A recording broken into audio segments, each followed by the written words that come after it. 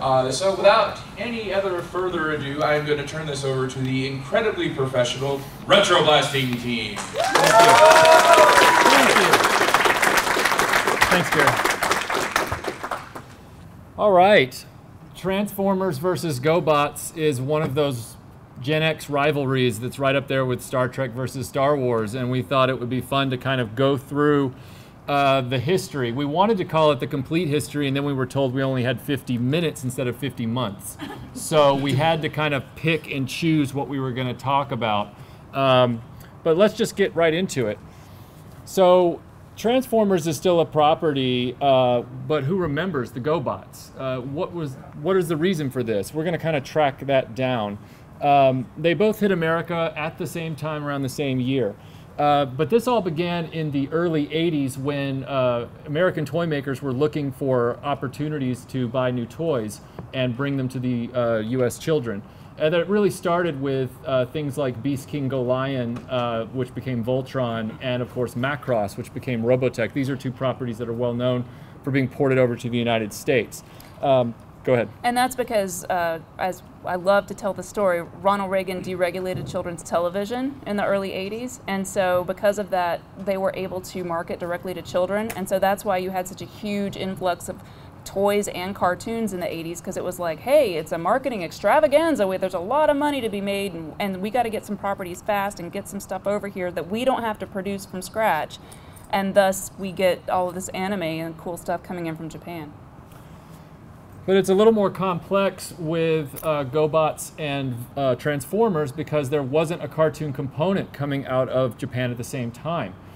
These actually came out of fantasy robot toy lines that had no accompanying cartoons. They were just toy lines in Japan. And so Takara was doing Microchange and Diaclone, which was then opted by Hasbro, and Bandai was doing Machine Robo, which would be opted by Tonka. Just keep in mind, everything we talk about tonight with Transformers is complicated. It's just complicated. Every single part of it, I don't know why. It's sort of like transforming a Transformer. They're just complicated. It all began with Microman in 1974. Microman was a 3 3/4 inch robot toy that the mythology around it from just a branding perspective is that they were hiding in your toy bin, but they were aliens from another planet, and they were actually that small. It was kind of a neat idea. And they have a G.I. Joe connection. The G.I. Joe toy in the 60s actually was taken by Takara. They licensed that design and created the Henshin Cyborg.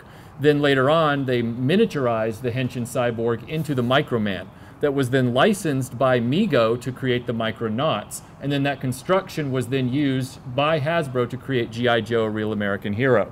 So, as all of us nerds in the room, this is possibly more interesting than the evolution of man. This is like a better, you know. Yeah, and then what they did was they moved on to a toy called Robot Man that Microman could ride around in. This is considered the first transforming robot from 1975.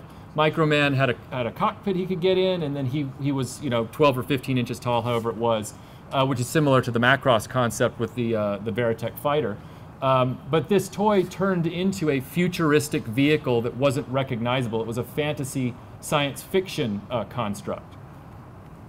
So then they branched off from there and they created Diaclone. And when they did that, they said 3 3/4 inches tall is too tall. We're going to make the pilots 1 inch tall, and that way we can get even more vehicles out there because of the economies of scale. But again, these vehicles and robots were still fantasy elements. They were not realistic objects, cars, and trucks. So what happened was the Japanese youth turned on the market, and they said, the fantasy vehicles and robots are juvenile. We don't want those toys anymore. We want something really cool. We want something that's different and unique. And this was in 1983, which is when Macross was coming out and stuff like that. And so those things look like jets. Those things look like real things that are similar to things in the real world. And so that sort of inspired all the toy companies over there to kind of start making things that were like real objects. And so both of these companies, or these lines, Microman and Diaclone, sort of went through a little subline shift in '83 where they created Microchange and Car Robot. That's what they called it. So yeah, with Microchange, we start to get the toys that would become mostly the Decepticons, but also the Minicons for the Autobots. We get the tape decks and the cassettes, and we get Megatron, and we get the smaller, more stubby vehicles that would become Cliffjumper, Bumblebee, Huffer, Windcharger. And then we also get Megatron. Megatron was actually inspired not by just being a German pistol. The Japanese loved a 60s television show called The Man from U.N.C.L.E. And this is David McCallum from The Man from U.N.C.L.E. with that prop. And so when they brought it out, they called it the Walther P-38 Uncle. So it's just kind of cool to know that some of those connections to Transformers go back into our own entertainment history. This is sort of the Car Robot line, and you'll see that they still have their little drivers with them, but you should recognize a lot of these constructs. Yeah, sorry, go ahead. No, go ahead. The Diaclone pilots, you can actually still see evidence of those in the original Transformers toys. So like the reason Ratchet and Ironhide have that whole cab that comes off the back and turns into a little rolling tank with a missile on it, there's a little chair in there that's supposed to fit the Diaclone pilot. But they didn't have those in the Transformers mythology, so they just left them out of the American releases. And we have a clip here to show you of the original Diaclone, one of the original Diaclone commercials, just for kicks. Yes! カーロボット隊は移動基地バトルコンボイを完成させた。大型トレーラーフリーゾンエネルギーの補給整備特区司令基地としての役割を果たす。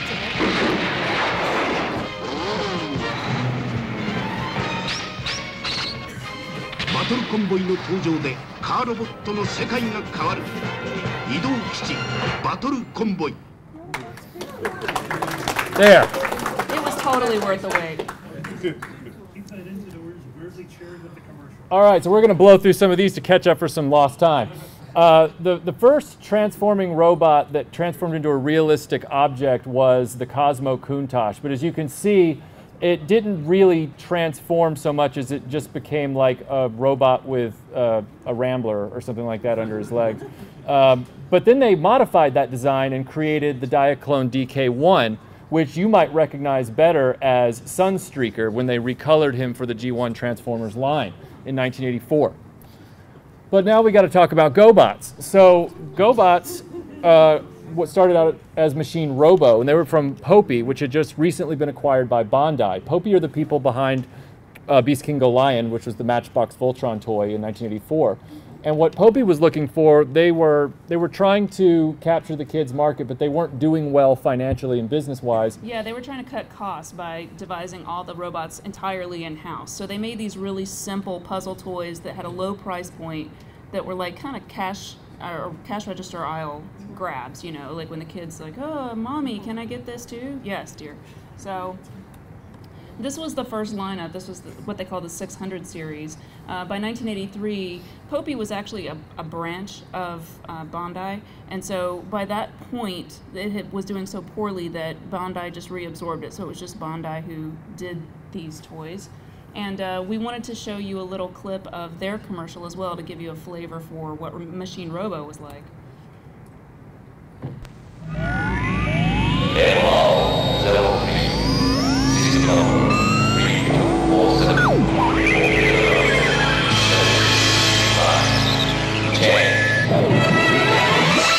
Machine からロボットへ君たちのアイディアで続々と登場するマシンロボシリーズ最新マシンロボもよろしく Dun, dun, dun, dun, dun, dun, dun. So both of these toy lines, they tried to release them directly from Japan into the United States, but they just could not get any success with that. So these toys actually came over here before they were Transformers and GoBots, and nobody wanted them until they licensed them through Hasbro and Tonka and wrote little storylines to go with them. And then us US kids were like, yeah, we love this. Yeah, they saw that there was no mythology behind them. And so Hasbro said, you know, we've got to create a story behind these two toy lines and make it something that kids can sink their teeth into. And Tonka did the same thing with GoBots. And it was a race to the finish line because Tonka wanted to beat Hasbro to the punch. They wanted to get there first. And so what they did was they started pushing out their mythology faster and getting their toys to the market first. One of the benefits immediately that you see from Transformers, if you remember them from when you were a kid, is that they were bigger. The standard Transformer was bigger. And this was the age of the Rubik's Cube. So kids wanted a puzzle that was more complex, and the Transformer toys were certainly more complex puzzles than the GoBots were. That comes with pros and cons. The pro is that its curb appeal is much higher. The con, of course, is that it's more fragile and prone to breakage and prone to lost parts. The GoBots, on the other hand, as you can see, are very simple. They're small. They're about the size of Matchbox cars. And they're not as prone to breakage, but they're also not as interesting. But the GoBots do have an aesthetic advantage in that because they were from one toy line, they all had uniformity, much like Star Wars figures or G.I. Joe figures. They were all in the same scale and could be played with as action figures. Now, in the lower photo, you can see that there were Super GoBots, but these were actually, they were almost like anomalies. It was a run of the toys where you were getting the same characters again, just larger. It was kind of a gimmick thing. Like you got space. Presumably to compete with Transformers because they're about the size of Transformers, right? Approximately. But the main line for GoBots were the smaller ones. That's where you got the bevy of characters. Transformers had a few inherent playtime issues because of the variety. Yes, you had the variety, but you also had some scale problems. So for example, in their alt modes, which is their non-robot modes, how does a miniaturized jet fighter play with a German P-38 pistol? It's kind of difficult. And then similarly, because you had the micro-change Minicons and the Diaclone cars, Jazz there is a racing 911 Porsche, but Huffer is supposed to be a diesel cargo hauler cab. He should be a lot bigger than Jazz, but he's not. And this scale issue is sort of, the analogy we would make is that it's like Barbie and She-Ra are the same toy line, and, you know, that's just kind of weird. But the Transformers had a huge advantage, that curb appeal, because their alt modes were some of the most detailed, intricate models of the cars and trucks they turned into. That wheel jack right there is a perfect example of the Monte Carlo Lancia Stratos. I mean, there's not one detail left out. And that really was an advantage over GoBots. I mean, but the size was the issue, the varying scales. So what I did was, I thought I'd have a little game with you guys. I took a picture of all of my childhood Hot Wheels, and I had them set up as a fleet, and then I dropped all the Transformers in their alt modes into the group of Hot Wheels. I'm going to show this photo for a minute. I want you to see how many Transformers you can spot.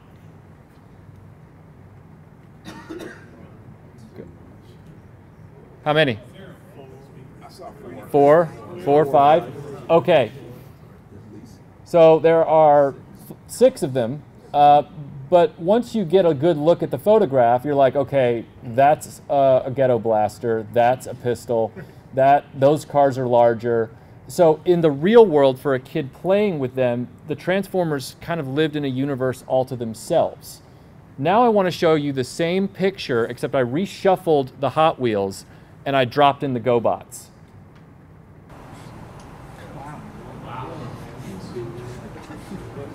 How many did you spot? Okay. The GoBots can hide in plain sight in the toy bin. And I think that was a brilliant move on Tonka's part to make the GoBots the same size as die-cast cars, because they really do blend in the toy box. They have a real-world application for transforming.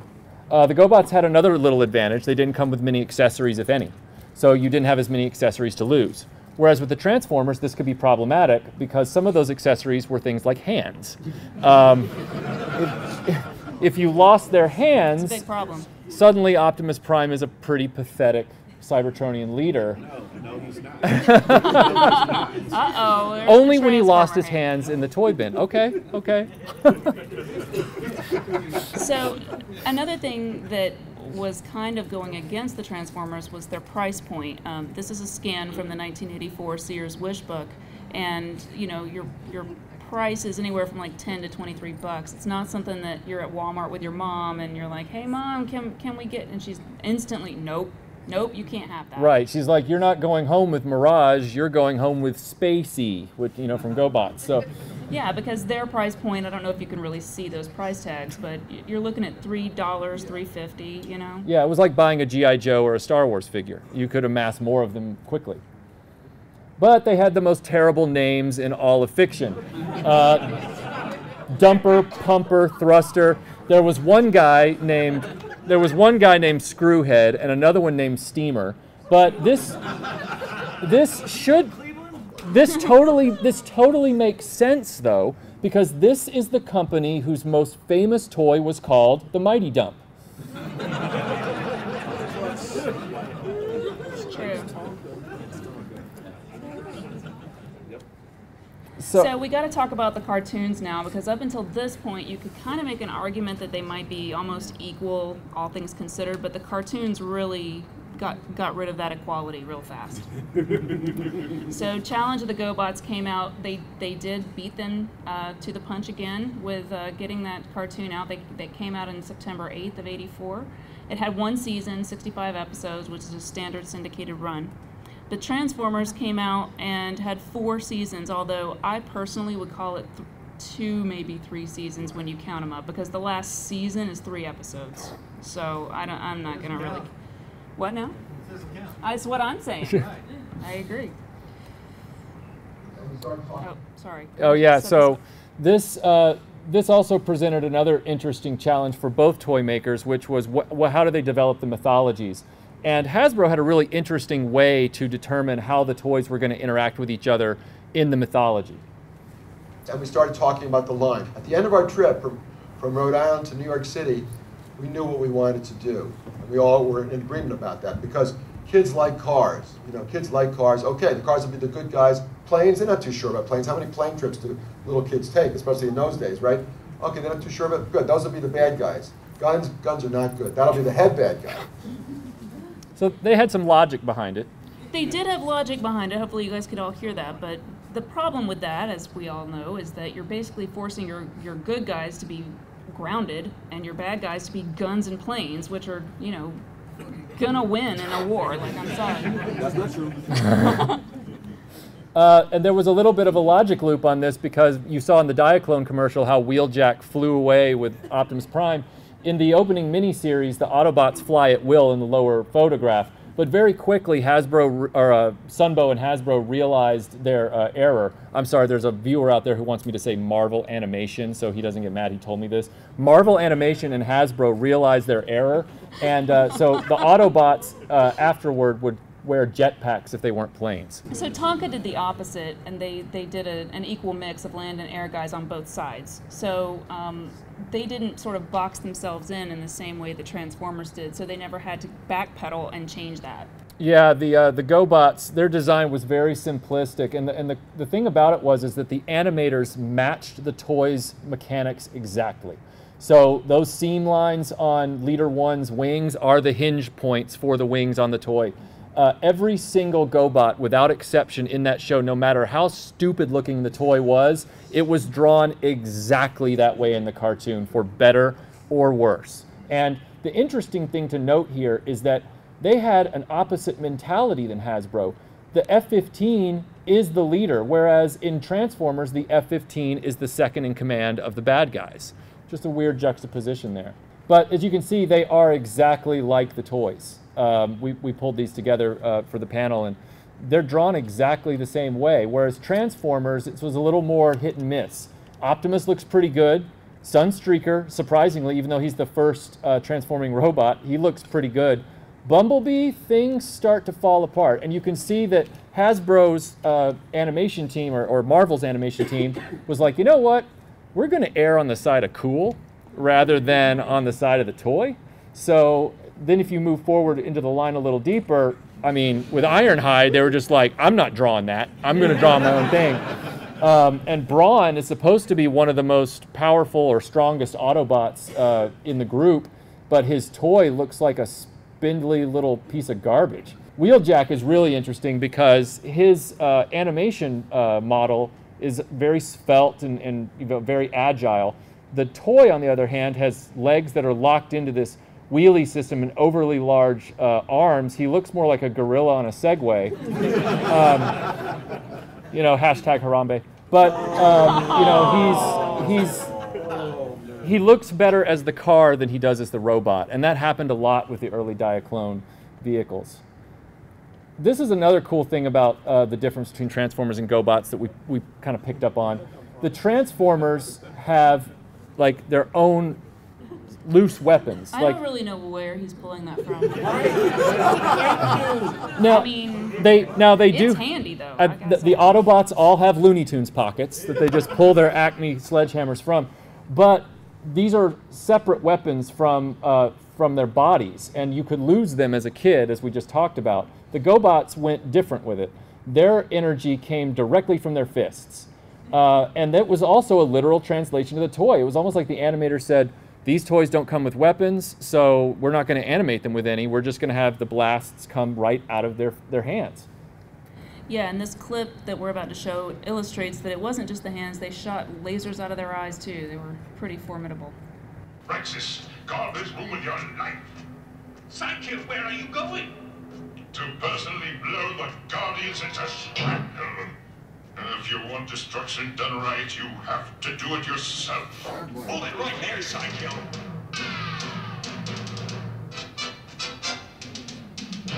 We've got you covered. The game's finished. Yes, and guess who's the winner?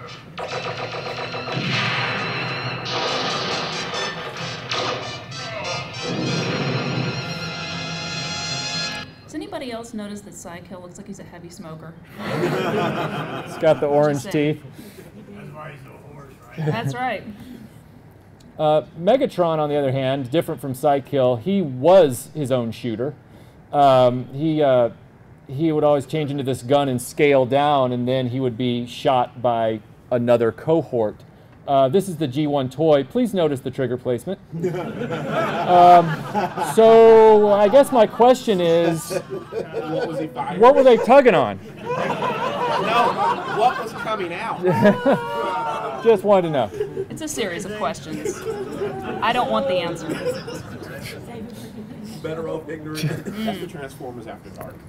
So Transformers was a superior animated series by and large. I mean, I think we can all agree that the animation quality was a lot better, and the Optimus Prime and Megatron are just kind of undeniable stars of 80s culture. Once you hear their voices, you can't unhear them. They're forever. We have a clip to illustrate that sort of attitude that Transformers had, because in the GoBots clip you saw, the bad guys are black hat bad guys and the good guys are paragons of virtue, and that's appealing to people like myself in certain instances. The Transformers, though, was a little more contemporary, where Hanna-Barbera was kind of still in that 70s Saturday morning cartoon mode. The Marvel Sunbow team had some attitude and they had some edge, like this clip right here. Didn't you ever learn not to touch things that don't belong to you?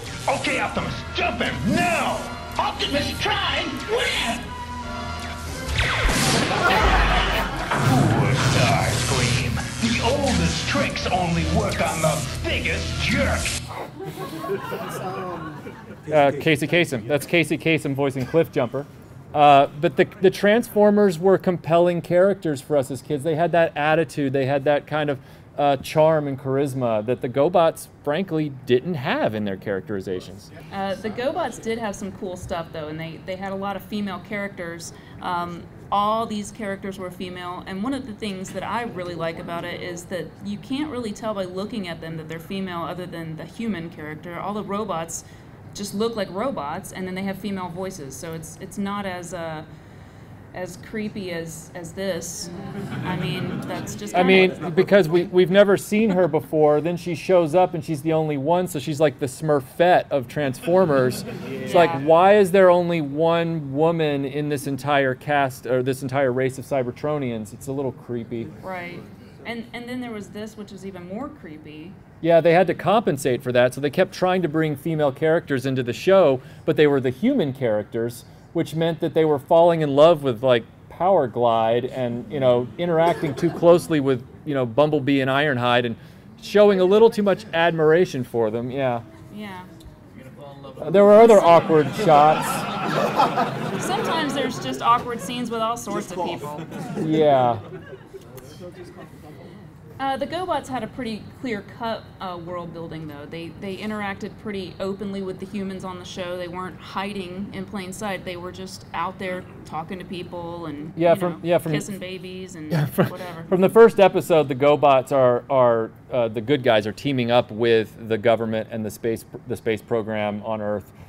They're trying to coordinate their efforts to stop the renegades from taking over the planet. It's very evident from the beginning that's what's going on, whereas with the Transformers, things are a little more complex. They kind of wrote themselves into a box and didn't realize it. So the GoBots, in the first 10 minutes of the first episode, Psykill steals a mechanism from the Guardians called the Astro Beam, and he says to his minions, he says, "We need this when we go to Earth, because when we do, if we need reinforcements, we can beam them directly here with this device." So that made sense. It opened up the possibility of bringing in new toys that they would create into characters. So there was never this problem. Whereas the Transformers, on the other hand, the writers wrote themselves into a corner. They used a toy line that, first of all, from this slide I wanted to illustrate, was indicative of Japanese car culture of the early 80s. And because Diaclone wasn't a cartoon-based line, they were just about cars. So you have the Martini Racing Porsche. If this drove through a 2-stoplight town in Utah, you would notice it, okay? The Nissan Vanette, which is Ironhide, never made it to our shores. The Formula One car that's Mirage in the middle is a French F1 Ligier. That's a one-off. There's only one of those in the world, so that would definitely be noticed. The Lancia Stratos, as we've said before, is a rally car from Europe. And the Countach we only had on posters on our walls in the 80s. We rarely saw one. Yeah, exactly. At least we had the Datsun Z in the 80s, you know. So what happens very quickly in the show is, even though they land there, then they wake up a million years later or whatever it was after the dinosaur period, they try to hide in plain sight. It doesn't last very long, and soon Bumblebee is playing arcade games with kids and talking to cops about not speeding and following traffic laws. It's like the A-Team got in some of these other shows. Right. They also had both of these shows. This isn't indicative of Transformers. Both of these shows did have some scaling issues with the animation. They couldn't keep it consistent from scene to scene because of blocking and the need to put certain characters in shots. So, like in this scene, you've got Power Glide and Warpath on the extreme left. They're a tank and an A-10 Warthog fighter jet, and somehow they're smaller than this truck that's standing in the middle of the shot, and they're smaller than a Lamborghini Countach, which, impossible.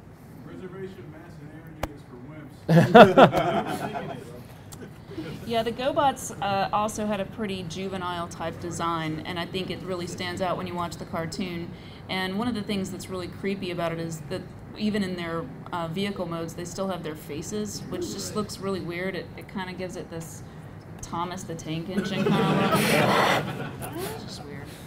Yeah, that would explain it. And the GoBots animators, while they did adhere strictly to the way that the toys worked, he's just going to ease into that transformation. Yeah, it just feels very lazy, you know. And again, they were matching the way the toys moved, but literally matching. Yeah, like but Marvel Sunbow understood the need for dynamism. They understood the need to change it up a little bit. So we call this section "Staying Alive" because we have to ask ourselves, after the initial few episodes of each show and the initial run of toys, how did these two toy lines try and stay alive?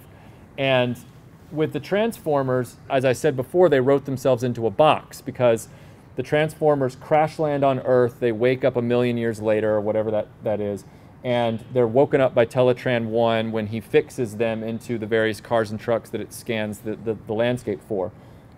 When they have to introduce new characters, this is where Transformers logic starts to unravel, because at first you have Skyfire being found in an iceberg. Makes sense. Then you have things like you have the Dinobots and the aerial bots. They're just constructed by the Autobots. At that point, you have to ask yourself, why don't you just build yourself like 50,000 friends and take out the Decepticons? Like, if you can build yourselves, why are you still always outnumbered? But there are also these ones where they just didn't even explain it. They just said, you know what, we're just going to put this character in there like they've always been there, and we're just going to push on the kid until they know who this character is. So this clip I'm going to show you is from one episode of the show, and you can tell that Hasbro is like, before this episode is over, these kids better know who this guy is. You have a mandate to drop the name 15 times within this show. Hey, you must be hot stuff, pal, or you wouldn't be sharing the sky with old Powerglide. Great! Old Powerglide loves mystery! Let's see how big meat and gruesome likes the old Powerglide pow! Hey, you keep to the sky, Powerglide. I better stick to the road. Oh, my jetpack's shot. Not with old Doc Powerglide on the case. Ready to lead the way, Powerglide? Hey, old Powerglide loves guiding tourists. It's a jet. It's a rocket. No, it's Powerglide. Well, it's a little boondockish for a sophisticated like old Powerglide. So, what's his name again? I think his name is Jimmy. Dumper. I think his name is Dumper. Sounds about right. Yeah, you couldn't really compete with Hasbro on this front because they started hitting home runs and they never stopped. So they had the Dinobots, which were Diaclone or Microchange. I think they were Diaclone because they had the cockpits. They had Devastator, which was this awesome construction vehicle combiner, and they also had the Insecticons. And those three combined were like a trifecta of awesomeness. They were this perfect storm.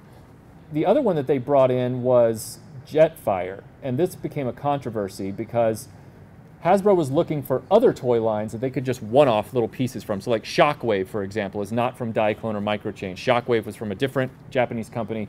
They licensed him, they got him, they brought him in. Same thing with Jetfire. Jetfire is actually the Robotech Veritech fighter. But Hasbro managed to license it for a year before Harmony Gold started adapting Macross into Robotech. So when they did, Harmony Gold realized they couldn't sell their own cartoon fighter plane as a toy because Hasbro already had it. So there was this conflict where Hasbro went back to their people and said, okay, look, this could be a potentially explosive legal situation. So we got to minimize Skyfire. They called him Skyfire in the cartoon to back off of it. They redesigned him for the cartoon so he didn't look exactly like that. And then they said, and drop him as soon as you can. So you notice that Skyfire never shows up in the movie and you rarely see him ever again. He just kind of drifts off into nowhere. But this lower picture right here is the Takatoku Veritech fighter from Macross next to the Jetfire version. Same toy. Yeah, GoBots tried to compete with the Dinobots. They had some interesting ideas that came from the Machine Robo line. One were the power suits, and it was a neat idea where you took the GoBots and you put them inside each limb of the power suit. So they had these exosuits on, and then they combined in the lower photo to become a large Devastator-ish character. And then you had the Puzzler, which, again, a good effort, but that Mazda hood sticking out of his midsection is a little... yeah. And then they did this, and I feel like I love the Rock Lords, y'all. It reminds me of the yeah, I had one too. I had Slimestone. It reminds me of the scene in Big where Tom Hanks asks to look at the prototype of the transforming skyscraper, and he's trying to figure it out, and then he's like, well, it's a building. Like, it's a building. And if you think for a minute in 1986 or 85, I guess it was, that kids playing with transforming dinosaurs and insects are going to be like, ooh, now I got to have a rock. Like, they could go get that out of their backyard. I mean, the shame of it is, these are very well constructed toys. They're very well made, and on a shelf in an adult's display, they look amazing. But the play value as a kid, I used Boulder, the hero character. I used him to chase my Indiana Jones figure. Like that's what I did with him. My favorite toy that they came up with to try to compete was the Gnarlies. Anyone remember the Gnarlies? Yes. They're pretty awesome, right? I like the pink one. Yeah, they resorted to koosh balls or something to, we got to do something. So then we had, if the neck and neck race of GoBots and Transformers wasn't enough already, they both came out with a movie the same year. So GoBots came out with Battle of the Rock Lords in early 1986. It was not very successful. It only made $1.3 million in March of '86. GoBots were really on their way out at this point. There wasn't a lot of fuel left in that tank. They kind of tried, though. Surprising, I didn't never know this before this presentation, but Margot Kidder, Roddy McDowall, and Telly Savalas all did voices in this movie. If you want to see this movie, good luck to you.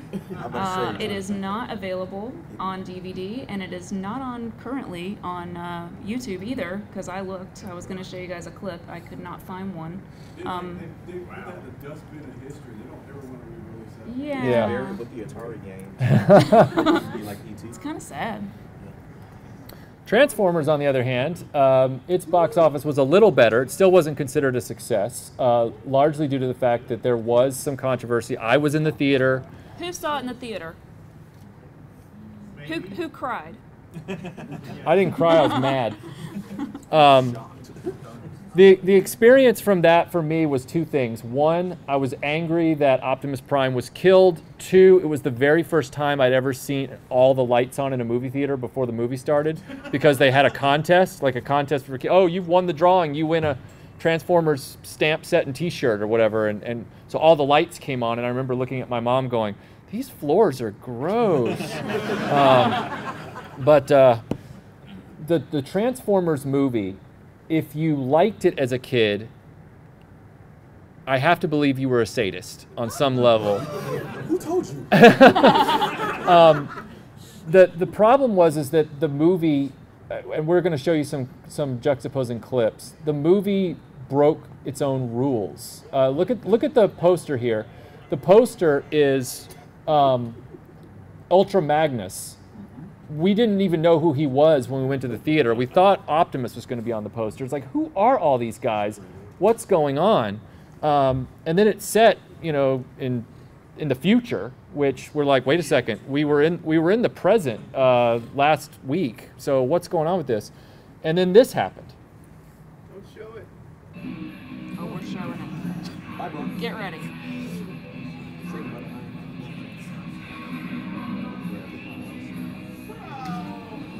Yeah, nobody cares about flowers. It's a rockin' soundtrack.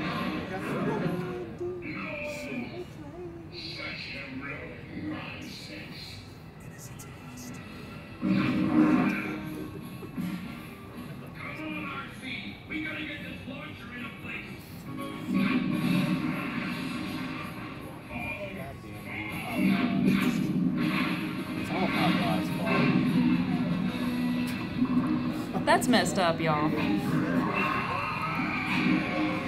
we first hear them curse. Those aren't Transformers, though. Those Looks like Terminators. While these might not be Transformers right there, they indicate how this movie pulled no punches when it came to showing the horror that was going on in this film. And it came out of nowhere because as a kid, I was really into the ARC crew. For those of you that don't know the terminology, the ARC crew of Autobots are the ones that crash landed in the first miniseries, Optimus and all his guys. And so it wasn't just seeing them die that was the problem. It was also the fact that I was like, I've seen them take some serious damage in the show for 2 seasons, and they always got back up. And I brought the clips to prove it to you so that it wasn't just anecdotal. Optimus from space. Sorry.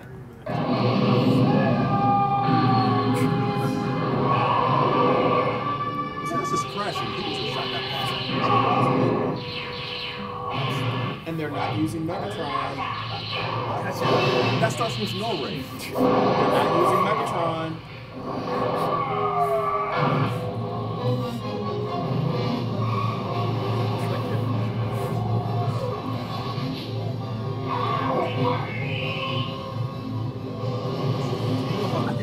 That should no, that should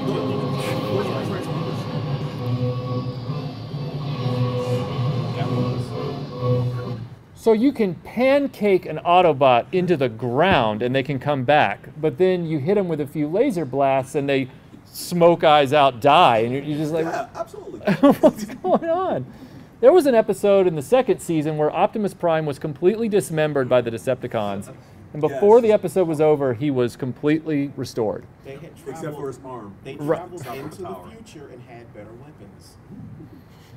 Did you hear this? This guy. Are you on our Facebook page? Like This guy just said they traveled to the future and got better weapons. Better weapons. Like you said, it was just the present last week, and now the movie's in the future. They've got better weapons. I give you the floor, sir. 20 years after the last episode before it airs. The prosecution rests. Remember, it's the year 2005, not 1985. I mean, Yeah. So in 20 years. I lived through 2005. That was a hot summer. The funny part is that we were screening GoBots, and that actually happened to Leader 1, too. He was dismembered completely and was also restored by the end of the episode. The more sinister thing about this is that the GoBots' origin story is that they are a race of beings called the Go-Beings. And they had a war between the Guardians and the Renegades. The Renegades, in a miscalculated, misguided tactic, accidentally hit their own planet, Gobatron, with an asteroid and gutted it. And when they did, it put all life on Gobatron at risk. And so a guy called the Last Engineer, who had already been experimenting with Cybertronic parts for himself, or cyborg parts, he saved all of the Guardians by taking their human brains and putting them in GoBots. so they're cyborgs. They're not. So Transformers are actually sentient robots, but GoBots are cyborgs. So Right. it's a little bit different. Yeah, and it makes the later seasons of the show really interesting because where Transformers, in my opinion, and you can attack me because I'm the guy standing up, I'm ready for it. In my opinion, Transformers had a really great premise in the opening, you know, with the robots being stranded on Earth and having to hide in plain sight and trying to fight the Decepticons and all that kind of stuff. Yeah, Transformers starts as this cool premise, and then it slowly starts to break the premise to keep the new characters coming in. GoBots, unfortunately, went in reverse. GoBots started with a premise that was kind of paint by numbers and kind of boring. And then as the show goes on, if you go through the 65 episodes, all of a sudden you have Psykill taking over Gobatron and everybody's in hiding if they're not a renegade. And you have them finding the last renegade who was a co-scientist of the Last Engineer who betrayed them. He then betrays the Guardians because they think he's the Last Engineer. It gets real convoluted towards the end. You even have discussions. There's an episode I watched where there are discussions amongst the Guardians about renegades that they've put in prison. And they're like, well, they've captured, we'll say Turbo. They've captured Turbo. And they're like, well, they want to exchange him for Phytor. And they're like, well, Phytor's dangerous. I know, but we really need Turbo back. And it's like, well, who else do they have? Well, they've got 2 other Guardians too. Well, we can exchange 3 for 1. Like they start having these, I mean, for a cartoon to have these kind of like, It's like Battlestar Galactica. diplomacy discussions, and we're going to side with the enemy here and all this kind of stuff. It does get interesting, but it gets interesting too late. If you thought that Dumper, Pumper, and Thruster were bad, the Transformers in Japan had a show called The Headmasters. The funny part about this show is that they didn't like the way that the American show ended, and so they wanted to take the continuity forward. Which, interesting side note, they thought the Transformers concept in the 80s was so cool that they rebranded Microchange and Diaclone into Transformers over there. So they adopted our storyline, and they're like, wow, this is great. The Headmasters is an interesting concept because it's literally what the title says. It's these robots that turn into the heads of larger constructs to pilot them. I think that still gets back to the whole idea of the Japanese toy culture thinking that sentient robots might be just a little too juvenile. And then you have Machine Robo, Revenge of Kronos. This came out the same year as Headmasters. It was a complete rejection of the Hanna-Barbera GoBots. because, as you saw from the animation, that's not up to Japanese standards. They were like, nope, nope, nope. So they created their own show, actually 4 years after they'd created Machine Robo Toys. It's a very different show. It doesn't focus on the GoBots themselves, actually. They're more ancillary characters, and it focuses on these half-robot, half-human characters that populate the planet, and the GoBot characters are their friends. The interesting thing is it's got a Voltron format, because that guy there, the main character, he has a special sword, like a special energy sword and special powers. And so as they drift through the planet looking to help people, it's almost like the A-Team, like they're going around helping people. And they're with two of the original GoBots. If you remember Phytor, Phytor is the red jet. Well, in the television show, he's called Blue Jet, even though he's still red. Okay. And then they also have Screwhead, which is renamed Rod Drill. I don't know if that's better. You know, you kind of got to interpret. Wrong industry. Yeah. What was the name of this one again? This was called Machine Robo Revenge of Kronos. It's got a great opening theme song. Yeah, it's got a great opening theme. So the Voltron element comes in where when he encounters the big bad at the end of every episode, he pulls out his energy sword, he grows like 4 times his size in a mecha suit, tries to fight him off. Sometimes he kills them, and then if he doesn't, he calls on more power and turns into an even bigger mecha suit. So now he's a mecha suit within a mecha suit. He's like robot jocks times robot jocks times robot jocks equals super mega guy, and then he kills the main bad. And we wanted to sort of end this panel where I started. Yeah, I wanted to end this on my very first transforming robot. This is Crane Brain. He is a GoBot. He was my first transforming toy. And I always liked him. I loved his design. I loved, you know, everything about him. He appears in Machine Robo. And I wanted to show you that scene to end on, so enjoy.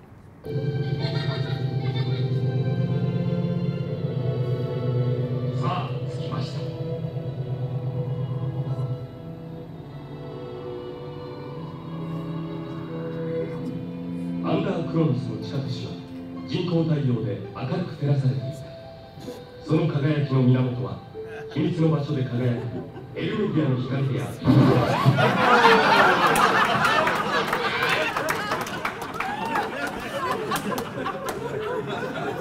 It never gets old. It is Japan, so no warning at all, huh? Nope. Just No. you wanted to show us something. You know, right. Okay. It is Japan. It's I like luring a kid to a van. figured you guys like Transformers the movie as kids. You can take this. I mean, I'd rather not. yeah. So I'd rather not take that. all I have to say is the GoBots. So just to wrap everything up, let's take a vote. If you're gonna vote for Transformers or GoBots. So first we're gonna go with GoBots. Anybody want to vote for GoBots winning the day? Anybody? No? Okay. Okay. Thank you. I appreciate it. Okay, Transformers? Yeah? Okay. Okay. Well, clearly from your votes, we can tell that the winner is RoboForce. They're the robots that hug you back. Well, ladies and gentlemen, if you liked this panel, please rate it in the app. Really appreciate you choosing to spend your hour with us. And if you'd like to see more stuff like this, please rate it in the panel and come back. And if you want to see more of our stuff, you can subscribe to our YouTube channel, Retroblasting, youtube.com/retroblasting. Thank you guys, appreciate it.